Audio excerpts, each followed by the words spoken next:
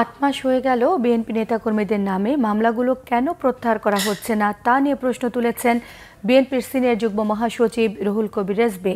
তিনি বলেন, প্রধান উপদেষ্টা প্রফেসর ডক্টর মোহাম্মদ ইউনূসের মামলাগুলো প্রত্যাহার হয়ে গেল, কিন্তু বিএনপি নেতাকর্মীদের মামলাগুলো প্রত্যাহার হচ্ছে না। জাতীয় প্রেস ক্লাবে ন্যাশনালিস্ট রিসার্চ ফাউন্ডেশন NRF এর আলোচনায় রুহুল কবির রেজভী অভিযোগ করেন, আদালত শেখ হাসিনাকে ফ্যাসিস্ট হতে সহায়তা করেছেন। ফ্যাসিবাদের বিচারকদের বিচার হতে হবে।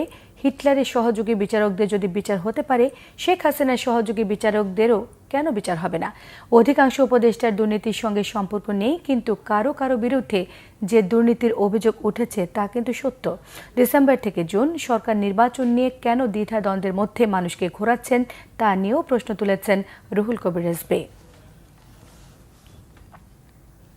ডিসেম্বর না জুন, এর মধ্যে দোল খাচ্ছে কেন? এটা সুস্পষ্ট করুন।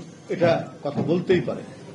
আর আমরা যেটা বলতে চাই যে ৬০ লক্ষ মামলা, আমি জানি না যে আমাদের মামলা প্রত্যাহার হয়েছে আজকে।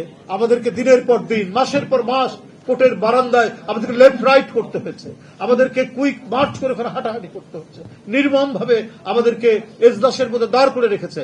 ম্যাজিস্ট্রেট যে আমার ছোট ভাইয়ের চেয়ে ছোট ভাই, তার কি নির্মম নিষ্ঠুরতা!